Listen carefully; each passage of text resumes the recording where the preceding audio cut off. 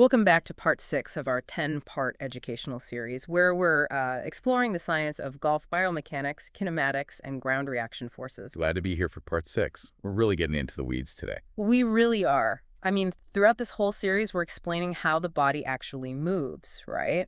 Why elite golfers generate power so efficiently, and how, golfers of literally all skill levels can apply these principles. Yeah, to get that consistency, distance, and just better long-term performance. Exactly. So today we are doing a deep dive into a sort of masterclass on how the body moves to generate that really effortless power.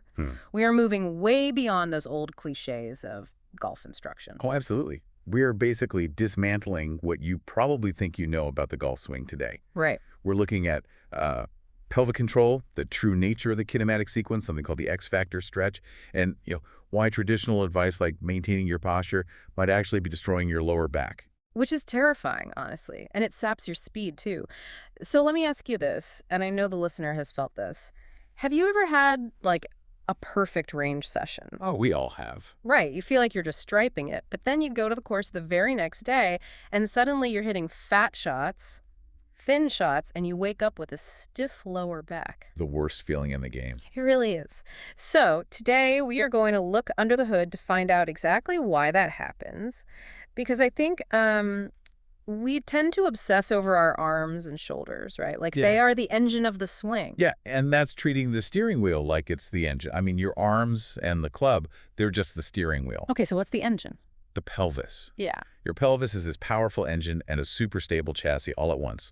I mean, that makes sense, but what happens when that engine, misfires? Well, it leads to this massive chain reaction of errors. Poor pelvic mechanics basically guarantee a rushed backswing, an uneven weight shift. Which ruins your timing. Exactly. And the data here is just brutal. If your pelvis is unstable, you see a 15% increase in fat or thin shots. 15%? Wow. I mean, that's the difference between a great round and a terrible one. Right. And it happens because of compensations. Yeah. If your foundation is wobbly, your body makes these impossible to repeat last-second compensations with your hands. Just to try and find the golf ball. Yep. Think of your pelvis like a bowl of water. I saw this analogy in the sources and loved it. If you tilt that bowl too far forward or sideways, you're literally spilling your power. Spilling the water, losing the power. Exactly. But the tricky part is, how on earth do we keep the bowl level while turning at lightning speed? Well, to answer that bowl of water question, we have to look at the exact biomechanical sequence. It's called the kinematic sequence, or proximal to distal sequencing. Proximal meaning center of the body, distal meaning the outer parts. You got it. It's the summation of speed principle. In a world-class swing, energy has to transfer from the inner, larger segments out to the smaller ones. Okay, so walk me through that order. So it goes pelvis, then thorax, which is your upper body, then the lead arm, and finally the club. Just a straight chain reaction? It is. But here is the secret that most people miss. Peak club head speed isn't just about accelerating all those parts. It's actually about rapid deceleration. Wait, really? You're saying I have to stop my hips to make my club go faster? I am. I mean, that sounds like slamming the brakes on a bicycle so you fly over the handlebars, except here, the U flying over is the golf club. That is the perfect way to put it. It's Newton's third law in action. Your pelvis accelerates, then hits the brakes hard. And that flings the chest forward. Right. The thorax accelerates, hits the brakes, flings the arms, and so on, down the chain. That is wild. So what does the 3D kinematic data show when you compare an amateur to a pro? Oh, it's a mess for amateurs.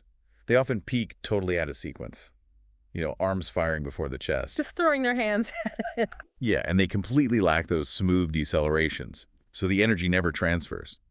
Actually, in a lot of amateurs, their club is literally decelerating before it even hits the ball. Are you serious? They are slowing down right at impact. Because they blew all their energy early. Wow. Okay, so we know how the energy cascades, but how is it generated in those first milliseconds of the downswing? That brings us to the famous X factor. And we are going to bust a huge myth here. Oh, I'm ready. The X factor is just the difference in rotation between your hips and shoulders, right? Correct. And for years, people thought a bigger windup at the top meant more power. But Phil Cheetham's research with 3D magnetic trackers shows something shocking. What did he find? At the top of the backswing, there is basically no significant difference in the X factor between highly skilled pros and a typical 15 handicap amateur. Hold on, so a weekend golfer winds up just as much as a tour pro? Yep. Both groups max out their turns similarly. The real magic isn't at the top of the swing. It happens in the transition phase. Okay, what's different in transition? It's called the X factor stretch. For just a fraction of a second, the hips start rotating forward toward the target, but the chest and arms are still moving backward. So they are pulling in opposite directions. Exactly. Pros increase their stretch by 19% during this move. Amateurs only get about 13%. Ah, so it's not about how far you wind up statically, it's about that dynamic counter movement. Precisely. It's exactly like winding up a spring, or think of a baseball pitcher. They step forward toward home plate while their throwing arm is still actively reaching back towards second base. It is exactly. The stretch is the speed. It really is. And biologically, this violently stretches your torso muscles. That activates stretch receptors called muscle spindles. And they fire back. Yeah, your nervous system panics and triggers the stretch shorten cycle, or SSC, causing a massive explosive contraction. Okay, let's bring this to the real world of golf. Do we have numbers on this from the PGA Tour? We do. Take Cabrera, for instance.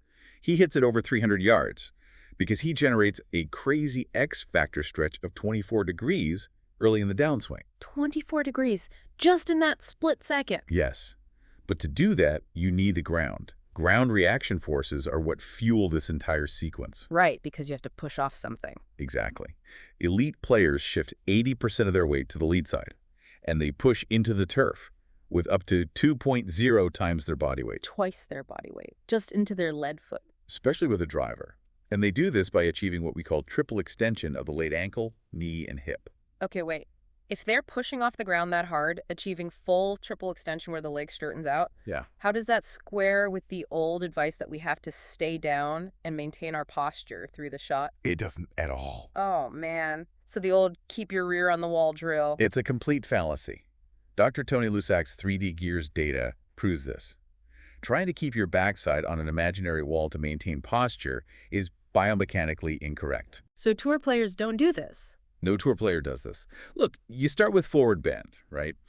Maybe 5 to 10 degrees of anterior pelvic tilt at address. Okay, belt buckle pointed down a bit. Right. But the downswing takes a quarter of a second. It's a ballistic motion. If you stay flexed and bent over during that, you will destroy your lower back. Ouch. So what should the pros do instead? They trade forward bend for side tilt.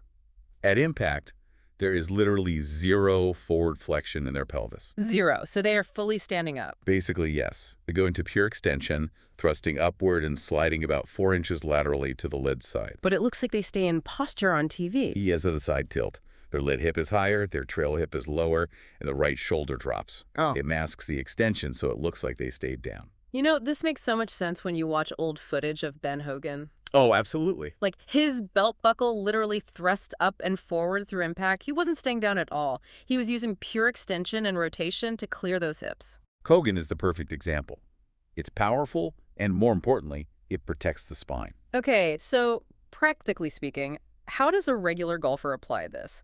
Most of us don't have a 3D tracking suit in our living room. Well, you can feel this at home with the door frame drill. Okay, walk me through it. Just stand in a door frame, put your hands up high on the sides. First, load your weight into your trail glute, like a backswing. Okay, feeling it in the right hip. Right. Then reverse it, load into your lead glute, feel your pelvis slide over, and extend up symmetrically into the frame. So you're sliding laterally and thrusting up, not just spinning like a top. Exactly. It teaches lateral movement with extension, which protects your back.